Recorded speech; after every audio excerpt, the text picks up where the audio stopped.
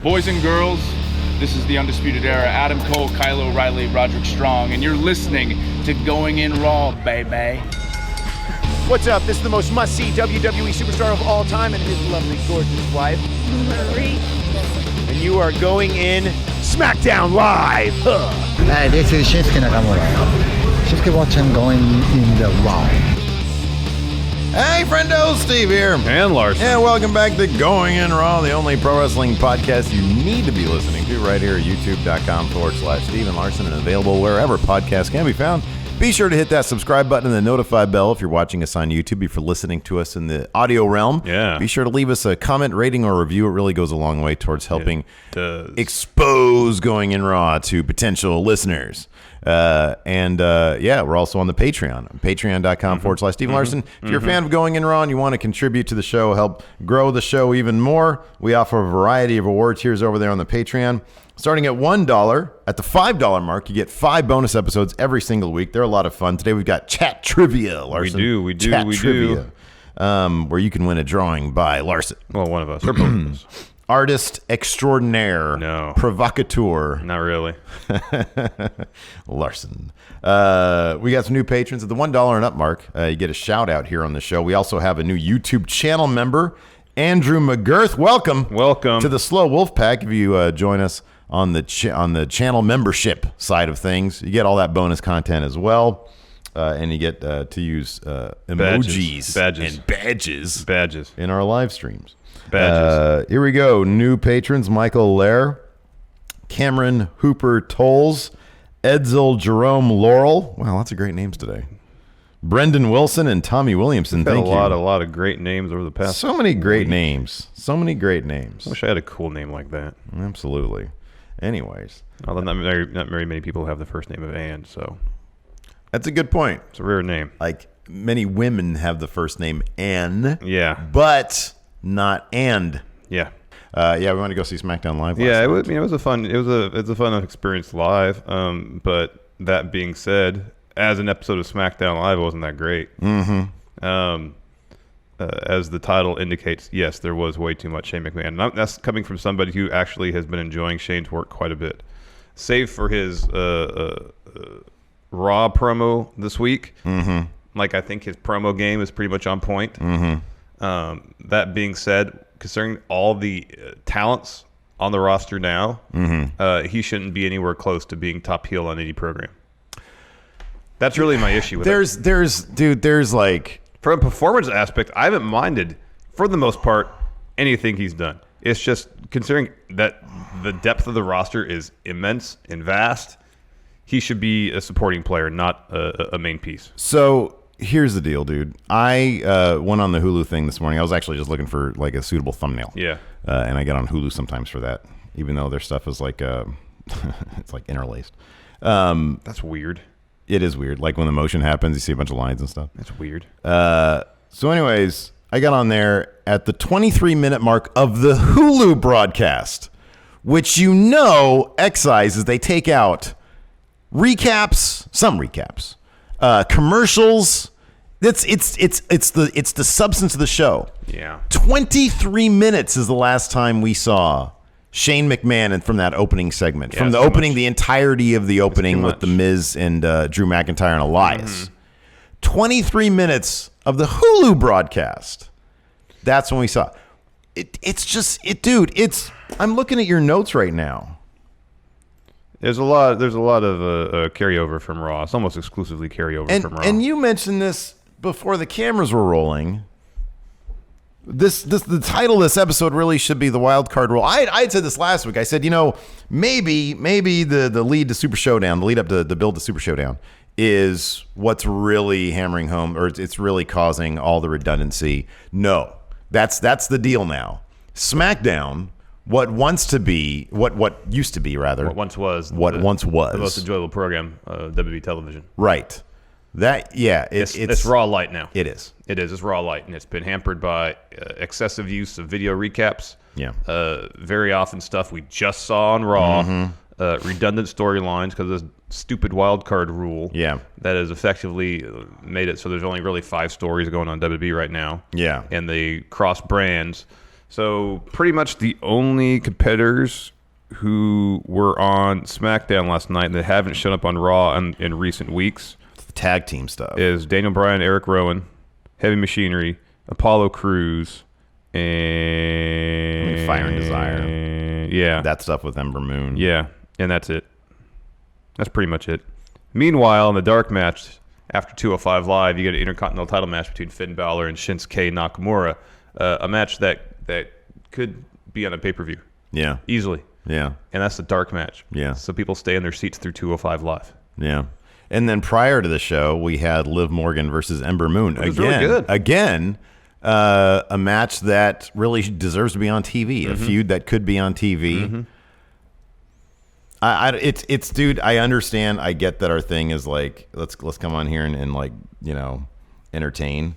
It's so difficult to find anything good about this. Yeah. It's not easy to find great. We get to talk about it. And like you said. It's not that Shane McMahon's performances are bad. I got a kick out of some of his jokes last night. Yeah. Some of what he said was funny. I think he makes baked potato face is funny. It's hilarious. You share the DNA with a baked potato. It's great. But the bottom line is I don't want to come into SmackDown. Like we have just said, this is very recent. This is weeks old now that we watch Raw and then we get the same thing on SmackDown. Yeah. And here's and you know what they could have done hypothetically to at least separate what happened in the Shane Drew stuff from Raw is have Roman there. And maybe Roman's not on a full-time schedule yet. I know the flight to and from Saudi Arabia is probably very taxing. Yeah. The traveling aspect of it. So I get it. If he's not, if his body's not up to maintaining a full schedule yet, totally understandable. Yeah. That being said, they literally played the same promo he gave after Super Showdown on both Raw and SmackDown this week in lieu of having an appearance. Yeah. Do something to separate it. Yeah. Give us new aspects. If you're going to rehash the same storylines between the two shows, at least episode to episode, give us something a little bit new. And that's not what's happening at all. Here, kind of unrelated, but something I think is worth pointing out. And I've noticed, for some reason, it seemed blatantly obvious being there last night as opposed to watching on TV. Numerous times. I can think of at least 4 times. A wrestler made their entrance to the ring, got a good pop, and they instantly cut the commercial. Yeah. So whatever buzz, excitement is in the building for that competitor and their match that's about to happen is gone by the time they come back from the 2.5-minute commercial break. Specifically, the New Day come down. Both times I think they come down to the ring. The first time they came down for the promo, that place was hot. Yeah. And what do? Cut to commercial. Well, here's the thing about the Sacramento crowd. The Sacramento crowd we're a very there's nothing exceptional. Microcosm about Sacramento. There's nothing exceptional about our crowd, right? If you give us something good, we'll go hot for it. Yeah. If you bore us, we'll start chanting, this is boring. Sometimes if you don't bore us, we'll still chant it. And that pissed me off last night during 205 Live. Yeah. I absolutely hate that. If you're somebody who, while 205 Live is going on and these people are busting their asses in the ring and you just chant, this is boring. Oh my God, I really want to punch you in the face. The funny part of it is that will happen just at the beginning of the match. And then when it starts getting good, everybody's chanting, this is awesome. Yeah, I know. It's matches develop, especially when you give them time. I know. And it's this is 205 Live. Why are you even here? I don't know. Boy, that annoys crap out of me. Yeah. Anyways. So there's a lot of problems now with SmackDown. It used to be, whether it's because Road Dogg left, whether it's because it's the dude on the Wade Keller podcast, the guy who called in and said that the Raw and SmackDown running teams are no longer separate. They're just one giant a group of writers trying to pitch stuff to Vince. Amorphous blob of whatever writers. The situation is. Wild card rule. Raw has been the same mediocre program week to week and it's been forever. SmackDown is starting to drop to that level now. Yeah. And it's a bummer because it was regularly, easily, the better of the two main roster shows. And if they're going to start tossing this kind of garbage out for Fox and expecting to hit their 3 million viewer mark, they got to make some serious changes because this isn't going to do it. Not at all. Well, here's the thing. They're not. I mean, they're not going to get to October and all of a sudden say, what we've been doing has been wrong. they're going to be forced. Yeah, no. Fox will come in. They will force them. They will force them. Go ahead. Lord Chameleon says here in chat, he was at Raw last week, or they were at Raw last week, and Becky came out, went to commercial, and she just stood in the ring for 3 to 4 minutes with the lights down. That's what happens with everybody. Yeah. At least with the New Day, they were throwing pancakes into the crowd, trying to keep the crowd into it. Big E was out there air humping. He was trying to do everything he could to keep the crowd into it. Yeah. But by and large, competitors are forced to walk out there, get the crowd into their entrance, get to the ring, lights go down, and everybody just has to wait. Yeah. And it's like, why not just do the commercial break before the entrance? Yeah. I know. Yeah, it's pretty irritating. It's frustrating. So, yeah, like we said, there was just to kick this off, there was a dark match prior to the show. Liv Morgan, I was happy to see her. Yeah. And then versus Ember Moon. Yeah. Again, this is a feud, for whatever reason. I know they're building this Ember Moon versus probably Sonya Deville and Mandy Rose, one of them, both of them. Yeah. They're building that through like the the relentless shoving of magazines into people. But this is a really fun match. Ember got the win with an Eclipse.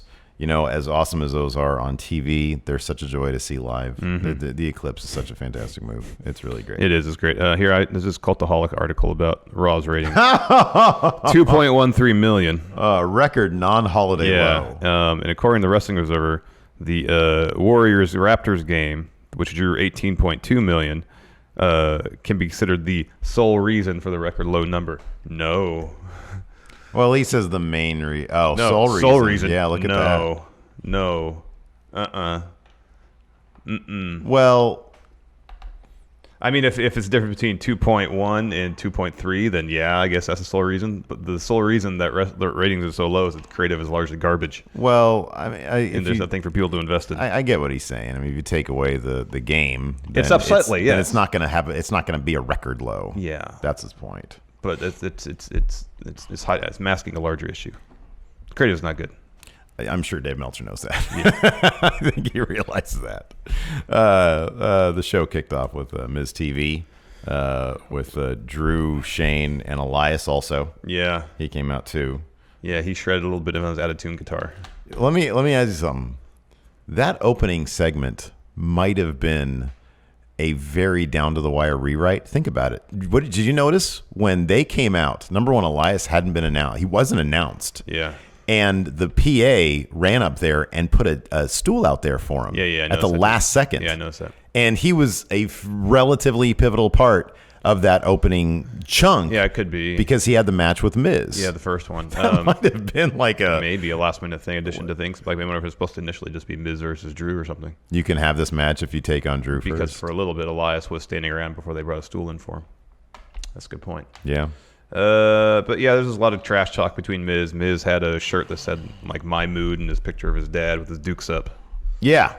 Which also had his logo on the sleeve. So unfortunately, it's not something he made on his own. That's probably something that'll be showing up at WWE Shop sometime soon. Yeah. Which they're going to take a funny meme and try to monetize it for their own benefit, and it's going to make it not cool anymore. Oh, I got no problem with that. It's a funny ass shirt. It is funny until it was okay. No, 2 or 3 weeks. Sorry. It was funny about like a couple months ago. That's right. Right. That's what I'm trying to get at. That's a good point. So a bunch of trash talk. Elias shreds. He needed to tune up that guitar though.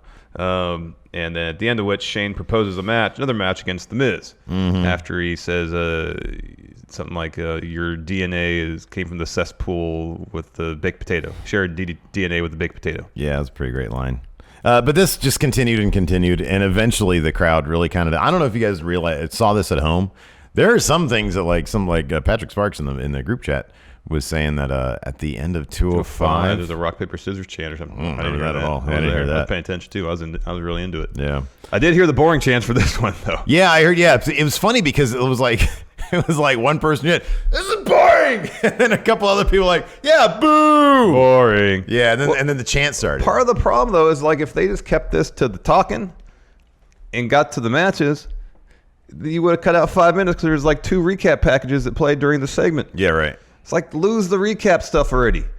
If people watch the show, they know what's going on. If they don't watch it, okay. Yeah, I know exactly. You got 2 hours. Don't waste 20 minutes of your 2 hours of goddamn recaps. It's not a catch-22, man. It's not. They're not watching, so we need recap packages. It's they're not watching because you have too many goddamn recap packages. Yeah, as one of your issues. I know.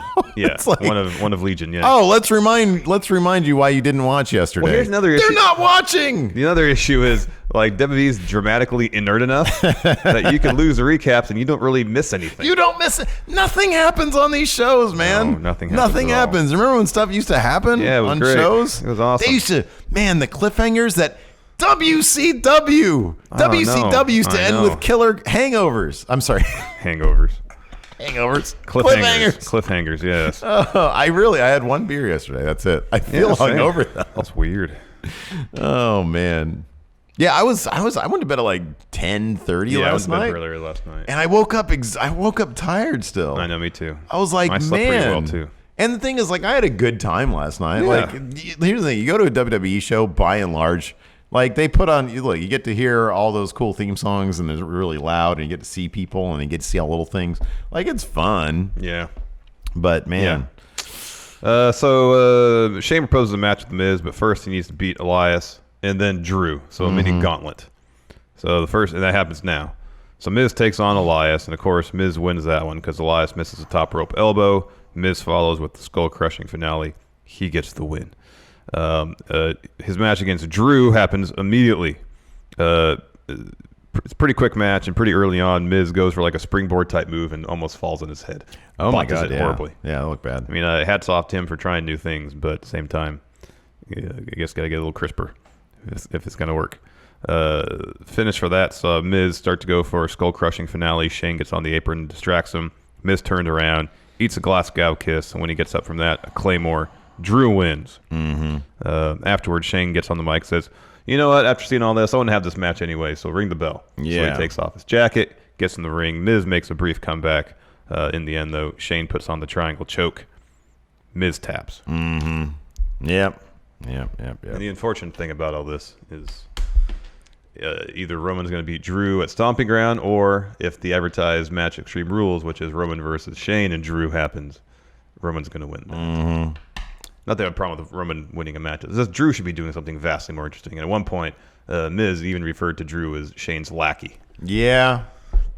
That's what it is. There's zero reason at this point to be cautiously optimistic about anything, but I am cautiously optimistic that they're going to maybe use this to turn Drew face, which he shouldn't be a face because he's a great heel. And he's also a great face. Bereft of heels as it is. Yeah. But maybe he'll turn on Shane. I really doubt there's any long-term plan for any of this stuff, though, man. No. Like, Shane, it's funny because, I don't know. It's not funny. It's annoying. like Shane he's not really supposed to be like a wrestler. Shane, even back in the day, Shane wasn't really a wrestler. No. He was just crazy rich kid who did crazy stuff. He had Mean Street Posse with him. Yeah. And they were funny. And it's like, this dude's putting up fights against, like, legitimate fights against Roman Reigns, the top guy in the company. It should be the case. Granted, he needs Drew to win, but he shouldn't be putting up fights against anybody. He's old. He shouldn't have, like, an effective spear. No, this doesn't look that bad. No, I know, but you know what I mean? His power ranking should not include, like, it shouldn't be that high. No, people saying what a great striker he is, and his punches look like doggy doo-doo. Yeah, they're pretty soft looking. Yeah. He was pretty funny, though. He is funny. Like, I'm entertained by heel Shane. I just don't want him to be top heel. I know. Because what was the last time it happened that Shane was the focal point of SmackDown? It sucked. After that, we saw Ember and Sonya Deville and Mandy Rose backstage. They're still kind of bullying her a little bit. Give her a handful of the magazines that Mandy's on the cover of. And then Sonya smacks them out of her hands. Yeah. Ooh, that makes Ember very mad. Of course, you recall a few weeks back. Oh, yeah, and then she attacks Fire and Desire, right? No, Garbage Can. She attacks Garbage Can. But if you recall, a few weeks back, she was reading Dr. Jekyll and Mr. Hyde. Yeah. Someone's listening to the show, Steve. That's an idea I pitched for Ember Moon like a year and a half ago. How to explain why she is war goddess in the ring, but mild-mannered, soft-spoken behind the scenes. Ember Moon is going through some deep cuts on Going in Raw. Yeah. Old NXT episodes. Well, it's pretty much it's a werewolf thing, and you proposed that too at one point, where there's a dramatic personality shift when she's about to do some in-ring action. Hey, so remember we were talking about my new favorite thing, deepfakes? Mm-hmm. Did you see somebody put up a deepfake Mark Zuckerberg video? No. It's a Zuckerberg video, but they deepfaked Zuckerberg on his own face, talking about like how insane it is for a billionaire to have access to all of your privacy information. I'm sorry, I woke up. We were joking about deepfakes last night. Yeah.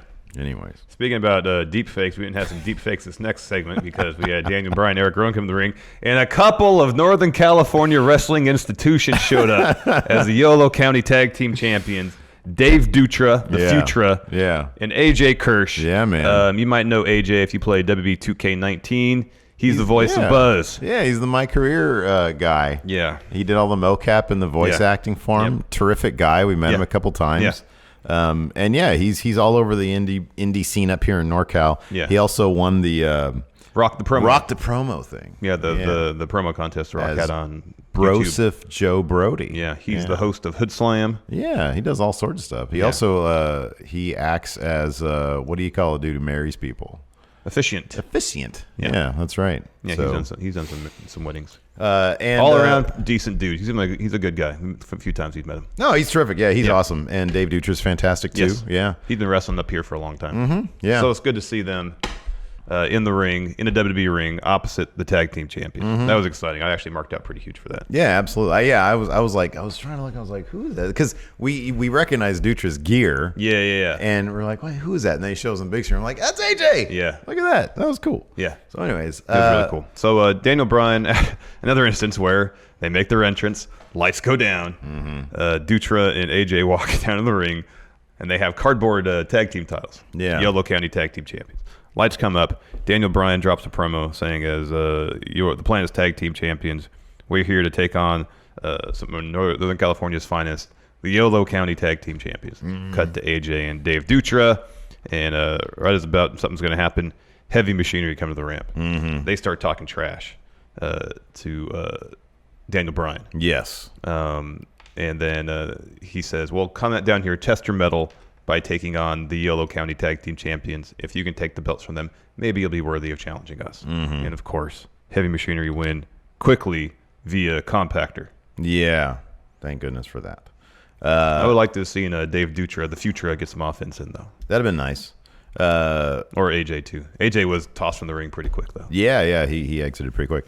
I mean, it's good. It's good to see. Look, I'm not like a big Heavy Machinery fan, or even a fan. No. But I appreciate that they're on TV because this could have been easily a segment featuring, I don't know, any number of people we saw on Raw the night before. You know what I mean? Yeah, no, and really, the tag team division on SmackDown is pretty much Daniel Bryan, Eric Rowan, and Heavy Machinery.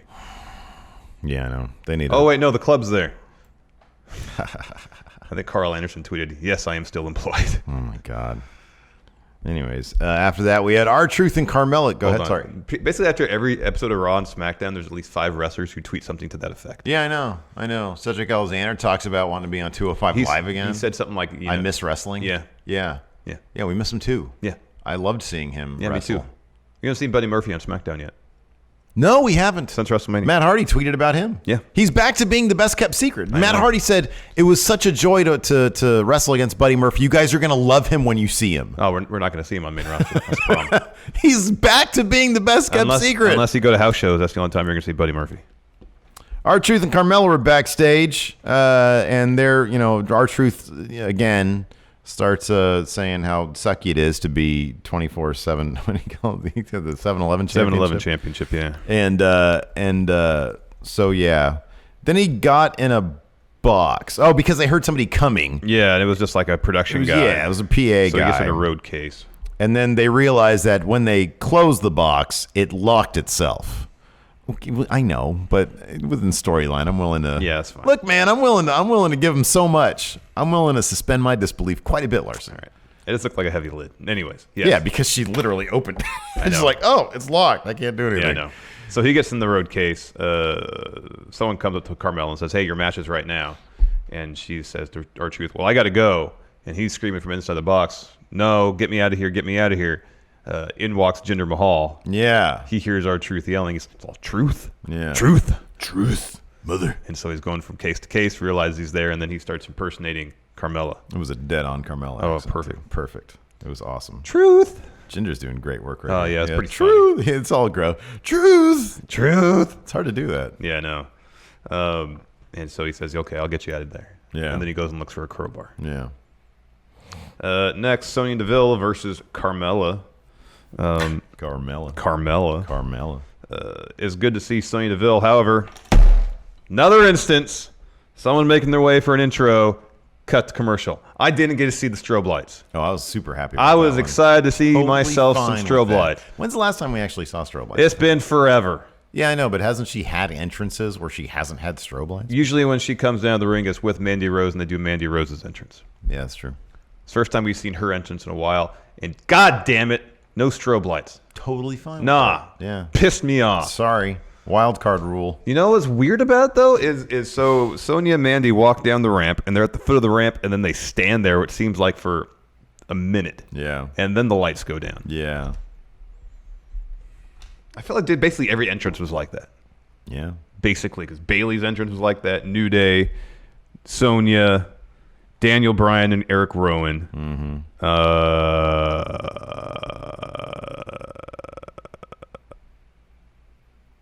Yeah, and then I think it happened again before the main event.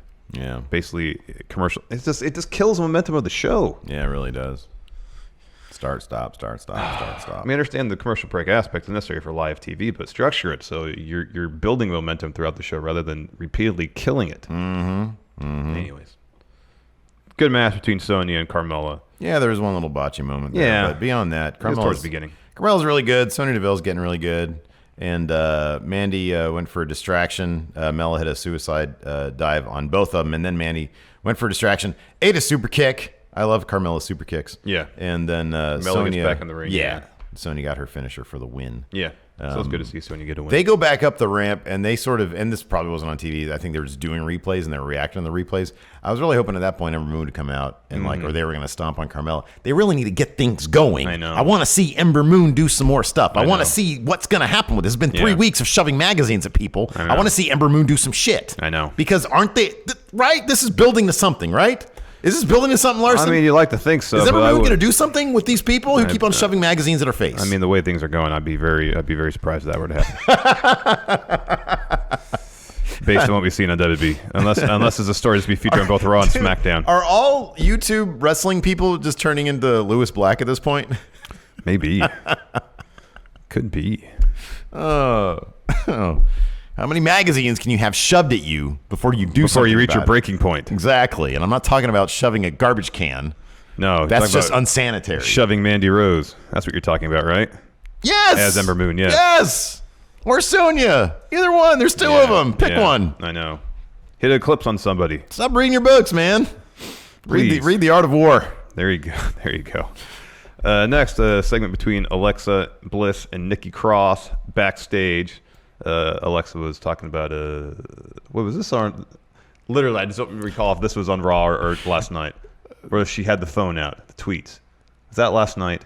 Yes. Okay. Yeah. Where she said, that's a good point. I had to think about it. Yeah, I know, because these all just blend together. Bailey's blocked me. Like she posted some nasty. Oh, someone posted some nasty comment about you for interfering in the tag match on Raw, and Bailey liked it, and she says, unfortunately, I can't show it to you because I blocked Bailey on Twitter a long time ago. Mm-hmm. Mm-hmm. And she says, but I secured you a match, Nikki, against Bailey tonight, so you can take out your aggression on her. Yeah. Yeah. Next, New Day. They're back, full power. Yeah. Big E has been cleared to wrestle. Wow. Yeah, they made reference to... the Charlotte bit was actually pretty funny. Yeah, that was a really funny joke. That was awesome. So the Big E says, "I've had if I had as many returns as Charlotte had title reigns." Yeah. And Kofi says, "Oh, that's a booking joke." Of course, everybody laughs because it's meta. Yeah, good stuff. That was good. Yeah. So no, it was great. I mean, New Day, they're awesome. And then was there a record scratch? No, he interrupted Kofi as he was saying, "I'm still gonna be your WWE World Heavyweight That's right. That's and right. then cue Dolph's music, and he comes out to be irritating. Yeah.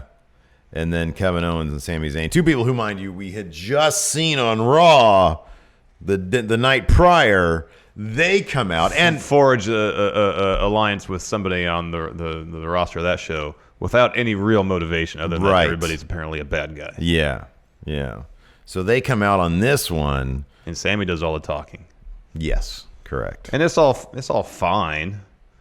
He calls out Kofi for being a hypocrite because he needed Xavier Woods' help to win a Super Showdown. That's kind of what Dolph was saying too, is that you embarrassed yourself, you embarrassed the New Day by resorting to that. And Kofi's like, well, then you shouldn't have kicked Xavier Woods ringside. I heard the oddest thing during this exchange.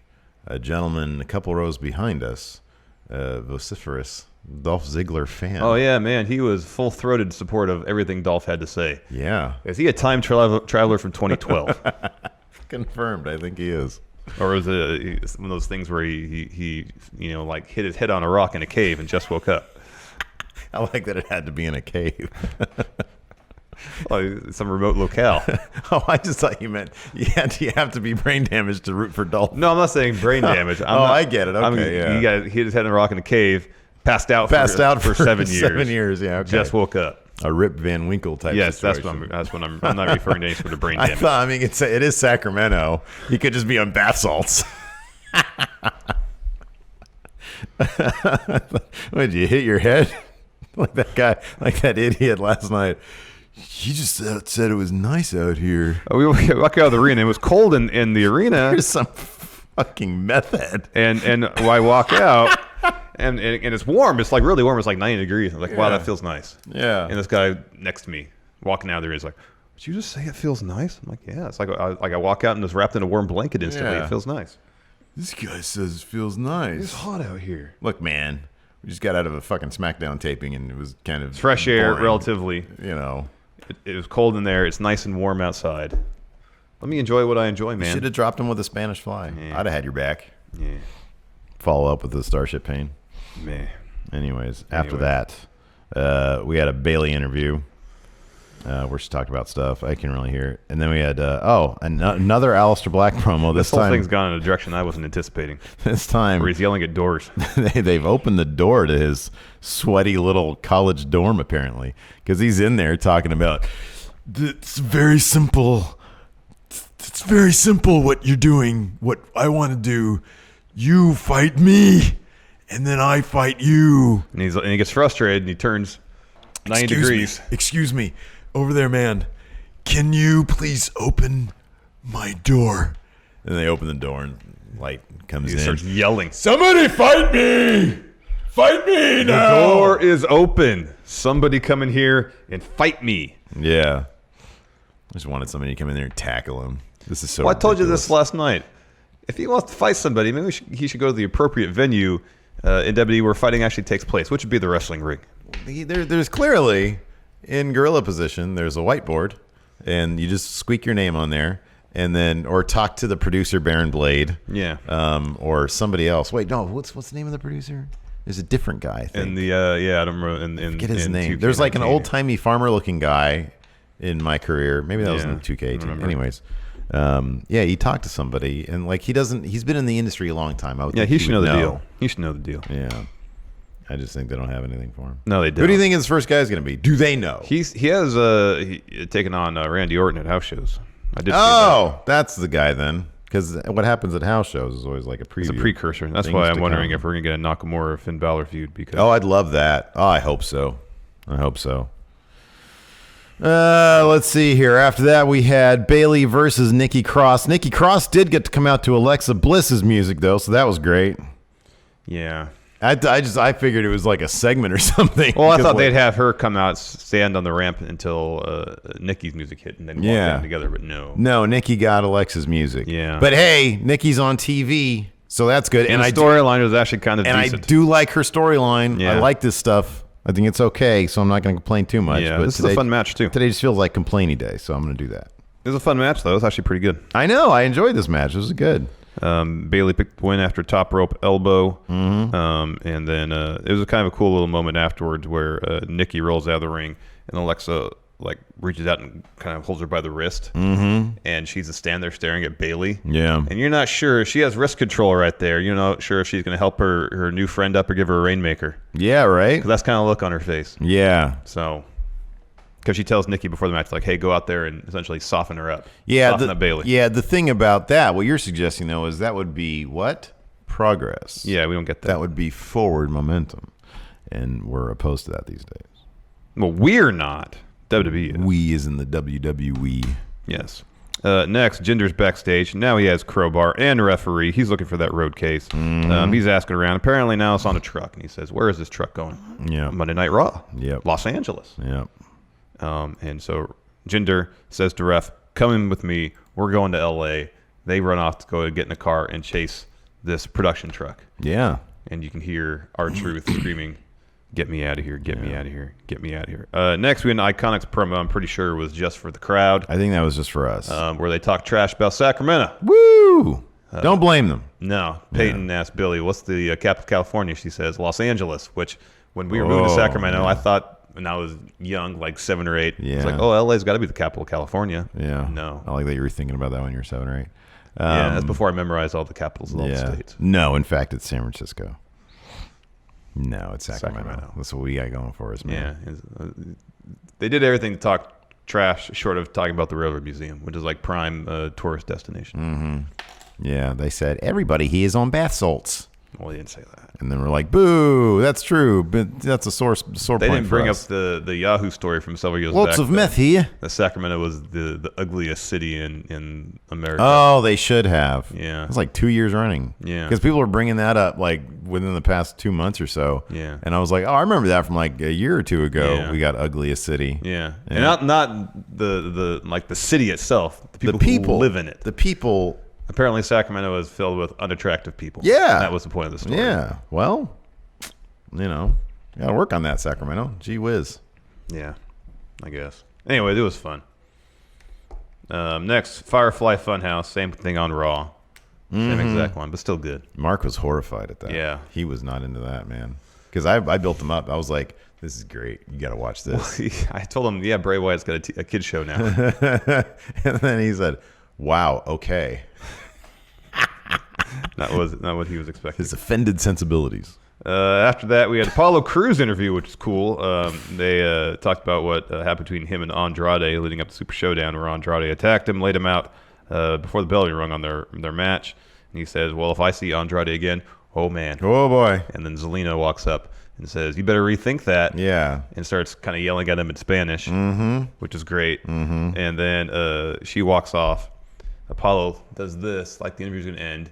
And you hear something. He was preparing to shut down. Yeah, off camera, and it's Chad Gable lurking. Yeah, short hair. He's got a notepad and a sweatsuit. Yeah, and he's just kind of writing stuff down, like, Yeah, and he walks off. We would see him later again last night in a tremendous match with maybe a botch finish. We'll talk about that tomorrow. So, what do you think his gimmick is now? Power rank what his new gimmick is. Chris Jericho 2 years ago. Okay, that could be. He's putting him on the list. I think he's taking measurements.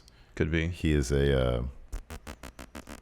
It's gonna make tailor? a suit. A tailor. Yeah. Yeah. He's gonna be a suit maker guy. Oh, I was gonna say haberdasher. That's hats, though. Maybe he's doing that. Maybe he's getting into haberdashery. Haberdashery. There you go. Yeah.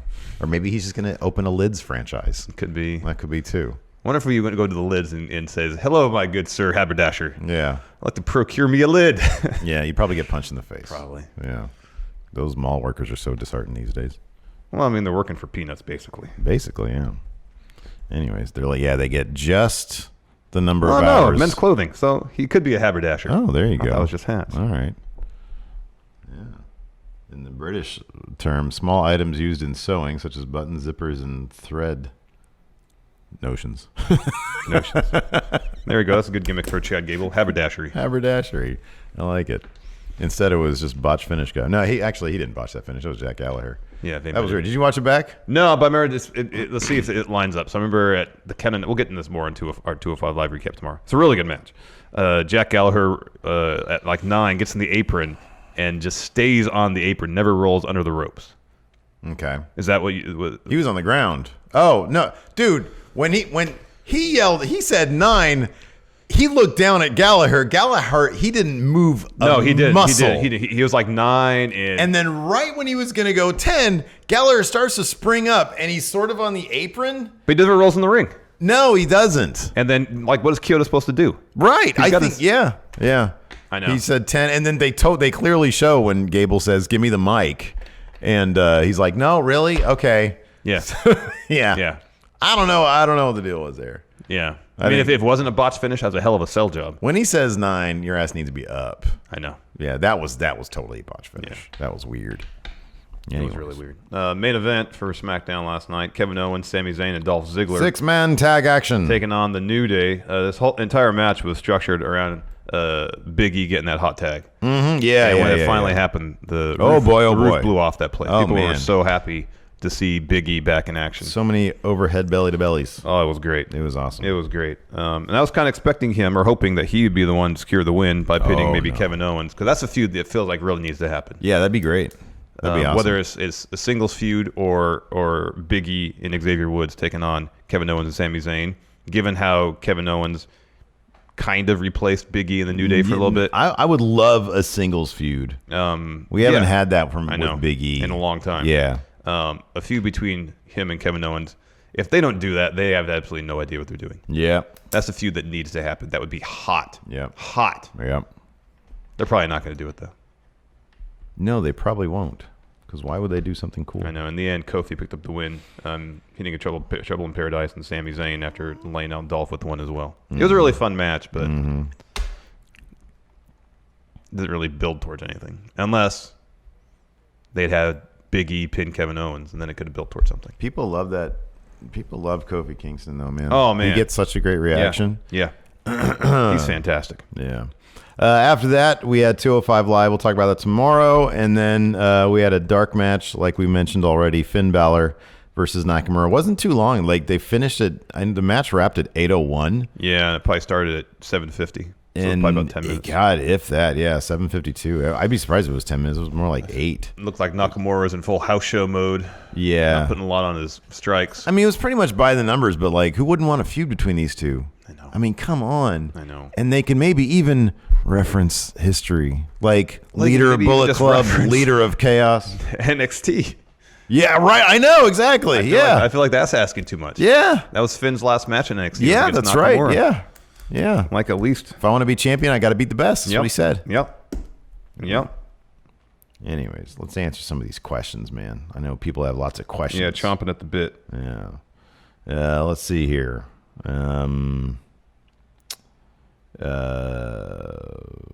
Okay, I'm in the Discord right now. All right. There's like a pizza question. Pizza's good. All right, deep dish New York style or metropolitan pizza. You can only pick one. Deep dish, New York style, or I don't know, metropolitan pizza. Give me Chicago style. That's my favorite. That's kind of deep dish. Man, it's such a mood thing for me. Like, if I just want to fold up some pizza and just ram it in my mouth, then it's all about New York, obviously. If I want to sit there and like inhale a brick of pizza, for me, then it's Chicago. I really like the buttery crust of Chicago style. I think it kicks it up a notch. The texture of it I like, because sometimes some pizza dough can be just too doughy, a little too chewy, whereas I feel like Chicago style is light and buttery. It's almost like you're eating pizza on a pastry. Yeah, I like that. You and I go for different things when it comes to pizza. I'm about everything. I mean, the crust is important, obviously. That's the vessel. It's the vessel, right? But just the right mix and like fresh mozzarella and freaking the toppings, how it's done, the proportions. I'm into all that too. Yeah, it's the crust that ties it all together. You put pizza on a terrible crust, it's going to make it lesser pizza. For me, like that's the priority. Just give me Mountain Mike's. I'm good with that. Jeffrey Nguyen says, "Let's go Bruins." That's Stanley Cup talk. I don't know anything about that. Well, you know that it's versus the Blues. There you go. I thought the Blues were up 3-2. Luis Marie, happy Australian 2 a.m. friendos. Much love from a very sleep-deprived lady who needs to be up at 6 a.m. Oh, dear. Go to bed then. That's like 4 hours of sleep. Oh, my goodness. Yeah. Ooh, boy. I can't do that anymore. When I was in my 20s, I could do that. Boy, it's crazy how much stuff you can get away with in your 20s. You could do that stuff. Go to bed at 2, go to bed at 3, be up at 6. 6, get 3 hours of sleep and get through your day. Yeah. Jeffrey Nguyen again says, me fail English, that impossible. Yeah, man, it's been like decades since I was in an English class. It's 1995 for me. Yep.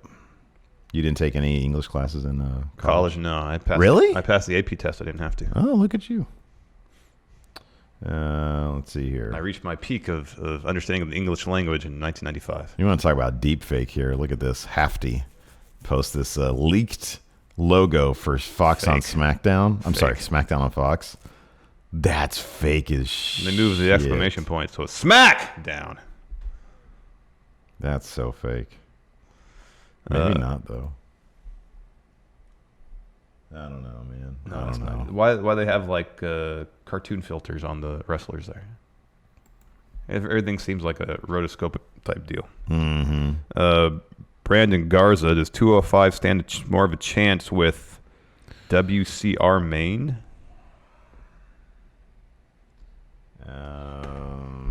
WCR. World Class Wrestling. I don't know what that means. With WCR Maine. I don't know what that means. Yeah, okay. Daryl Busa, new member, welcome. Michael Forbes, Firefly Funhouse, or the Fashion Files? Still trying to figure out what WCR. Firefly Funhouse. Yeah, there's more going on there. Yeah. Fashion Files is funny. But erase your mind. Do the Muscle Man dance. Dylan Haggett. Watching Io Shirai's moonsault to the outside makes me scared she'll break her legs. Nah, man. It's poetry in motion. Oh, I'm with him though on that one. Anytime anybody does a moonsault to the outside, especially Charlotte, her legs are so long. Yeah. I think those things are going to snap. Like once you see Sid's leg injury, you can never unsee it. But Sid had no business ever. Being on I top agree. rope. I'm just saying, knowing that legs do that. But the difference is he did like leg day once a month. Sid did. Yeah. No. Look, I agree. I'm just He's saying. so top heavy, man. You see that? Ooh, boy. Whereas like Io's been doing that for years. Yeah. Well, just takes one bad time. Snake Sosa. Oh wait, no. Mason in the Dark. Is breaking a Nintendo Switch a decent reason for a wrestling feud? Yes, it's annoying, but it feels petty to me. What is he referring to? Is this a Being the Elite thing that I'm unaware of? Or is this a up, up, down, down thing? Oh, is that what it might be? Did AJ break another controller? That's kind of his things. I'm going to say, just in a vacuum, is that a decent reason for a wrestling feud? It's better than having magazines shoved at you. Yeah, I guess so. So I'm going to say, yeah, we're good with Switches aren't cheap. Dragon Reborn, RKO into a black mass will look amazing. There could be some good reversals there for... Hafty says, honestly, Ember shouldn't be playing video games at work. Did we miss something? Oh, maybe. With her Switch? Oh, is that what it was? I didn't notice a Switch. Me neither. Well, isn't like up, up, down, down, that's mostly shot in the arena, like when there's preparation and stuff happening. Sonya and Mandy broke Ember's Switch. Oh. When did that happen? It must have been when they shoved the magazine in her hand. It was hard to hear, especially that segment. It was really hard to hear. It wasn't hard to see, though. I don't remember that. I don't remember that either. Oh, man. They broke her Switch. Jesus Christ. Where was I? That's why she was mad? I thought she was mad because they shoved a bunch of magazines in her face. I think it makes more sense. But it makes less sense why she didn't punch somebody instead of throwing a garbage can. Yeah, that's an expensive thing. Yeah. Was it like $350? Something like that. Oh, man. Jeffrey says, in my area, we say a Boston 10 is a 6 anywhere else. He's talking about the ugliness of the city people. Gotcha. Dylan, the IC champion, should not be in a dark match. Agreed. Brian Jankowski, as much as I'm happy for him in NXT, I would love to see a Fashion Police Tyler Breeze going for the 24/7 title. I do think that, similar to what you mentioned about house show stuff, about how that sort of a preview thing does come, I think dark matches have been like that also. Kind of, yeah. And so it would not surprise me at all if Nakamura and Balor got into a thing. Yeah. Dylan asked, do we have Fanta, Sprite, and Lift in the U.S.? We have the first two. We have Fanta and Sprite. I have no idea what Lift is. Is that like Surge soda, like full of caffeine? It wouldn't surprise me, but I've never heard of it either. But yeah, we totally have Fanta and Sprite. M Squared, would 205 Live benefit more filming before SmackDown Live? Yeah, we saw that play out on when it was shot before SmackDown. Mm-hmm. The crowd. I mean, hats off to Sacramento. There's some people who left, but it wasn't a mass exodus.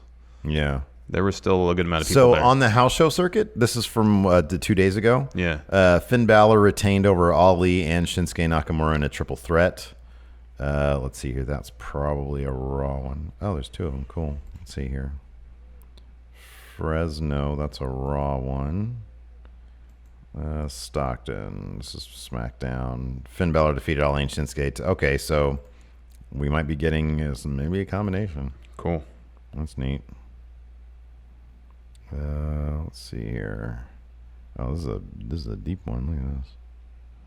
Elias, Reigns, Ember Moon, Andrade, Kevin Owens, Mickey James. So we didn't get this live, but the pair of luchadors, who faced the Sing Brothers. Dos locales. Oh, that's awesome. That's great. Did we ever find out who those guys were? No.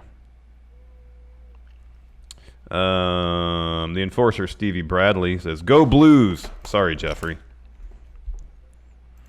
What is it? 3-3 now?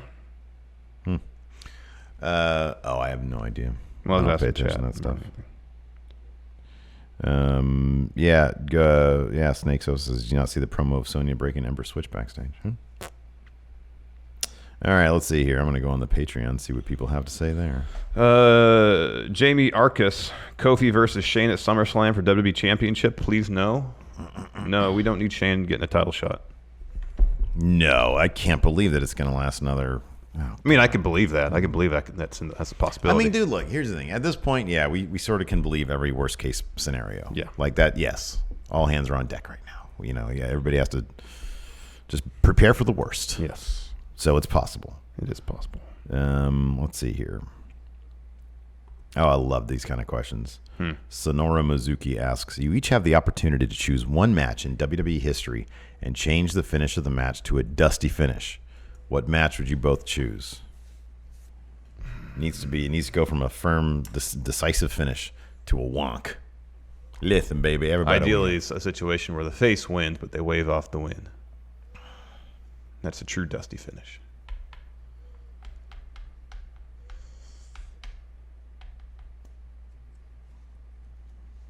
I mean, probably the most prominent clean victory that you kind of don't want to have happened was Triple H Booker T. Yeah.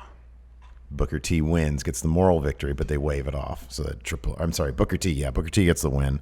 They wave it off. Technicality to wave it off. Yeah. So Triple H keeps the belt. Yeah. Yeah. Yeah. That's if you have to do something. Yeah, I can't top that one. Let's see here. Thomas Dunnigan. Do you think Bayley's push and her more focused characterization is this is what could have happened to you, Sasha, sort of thing? It at least seems that way to me, as all happened to Bayley as soon as Sasha decided to take a break, as if Vince is trying to rub it in that good things could have happened to Sasha. Well, I guess what we heard the plan was they were breaking them up so they could both have singles pushes. They're going to be broken up by brand. Mm-hmm. Now, given that I don't think anything would have changed with the Lacey Evans stuff, I believe that Sasha probably would have been on the outside looking in anyways. Yeah. At least short term, yeah. Right, yeah. Which is the only plans that Vince makes. Yeah, I know. Let's see here. Lindsay DXHBK. Which WrestleMania main event that WWE will more than likely never be able to do now is a bigger loss? Which is a bigger loss? Losing a Shield triple threat for the title or a 4 horsewomen fatal 4-way for the title? That one's still kind of salvageable. Yeah. But what do you think is a bigger? Oh boy, that's a good one. I mean, they're all big stars. I was clamoring for years to have a Shield triple threat main event Mania. Seemingly that's never going to happen now. Here's the thing about the Shield, though. I mean, and I think it's a mix of the fact that we never really got a proper Shield feud between all 3 of them.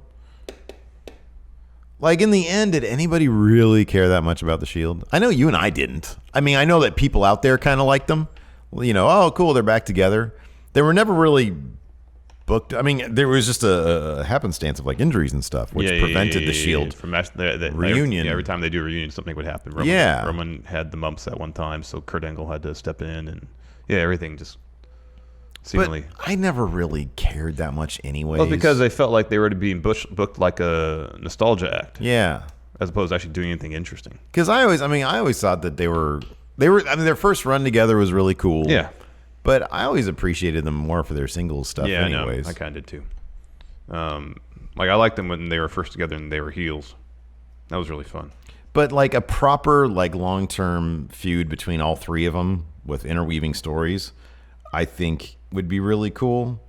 But I do think there's a lot of cool stuff you could have done with the Horsemen. Oh yeah, so you still can. I think there's still a possibility where I think the Shield thing's Sasha will be back. done. Dylan asks Lesnar versus Undertaker WrestleMania 30 for Dusty finish.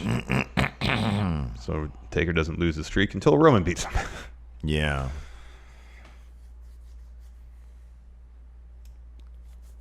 Yeah. Yeah, I don't know. I still like how that went down. Yeah, I don't have a problem with it. Lesnar beating Taker was a pretty big moment. Mm-hmm. Let's see here.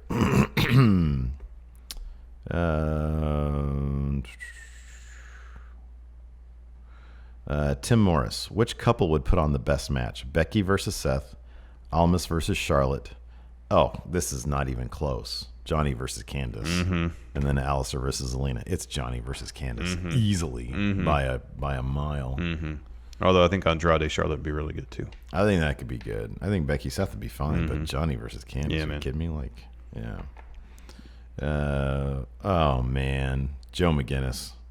He makes this point. It's heartbreaking. Chances Buddy Murphy will be chasing R-Truth for the 24/7 title before he has a match on SmackDown Live. I mean, if I were asking the Magic 8 Ball, chances look good. That's more of a likelihood than him actually having a real I'd match. say it's got to be at least 50-50. Yeah. Domino EP says, do you think a silver lining to the decreasing ratings is that it would be easier to resurrect a wrestler's career if fewer fans are watching WWE creative screw them up? But here's the thing. I think that just there's probably a lot of people who still know what's going on. Yeah. They're just waiting for it to get better. Yeah. And they hear week after week what's happening, and they're just like, yeah, good thing I didn't tune in. Well, I forgot to mention this. I put up a community poll last night. And Oh, yeah. It was the highest that Didn't Watch, Don't Plan To ever was for an episode of SmackDown. yeah, Unless it changed substantially since. I don't think it did. I think it's 40-some%. it was almost 50. It was like 47%. Yeah. And usually that's in the 20s for SmackDown. Yeah.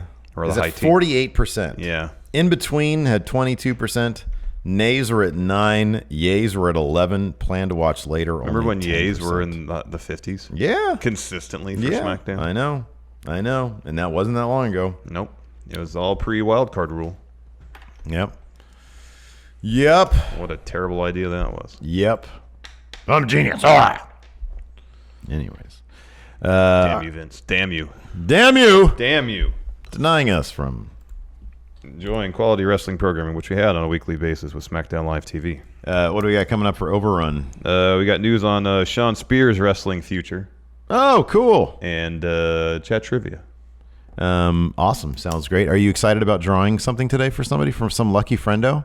Maybe I might draw part of it. Oh, man. No, I think whoever wins today needs a fully 100% Larson original. Well, they better make it pretty basic because the skills don't extend beyond. I love your drawings, basic. man. I think they're fantastic. Anyways, where's that last one? I got a bunch of them over here I got to send out. Anyways, thanks everybody for tuning in. We really do appreciate it. And yeah, until next time, we'll talk to you guys later. Goodbye. Be a part of Going In Raw today at patreon.com/Steven Larson. Starting at $1 a month, you can enjoy Going In Raw ad-free, gain access to the daily 30-minute Going In Raw post-show, exclusive merchandise, and so much more. Support Going In Raw today. Click the link in the description.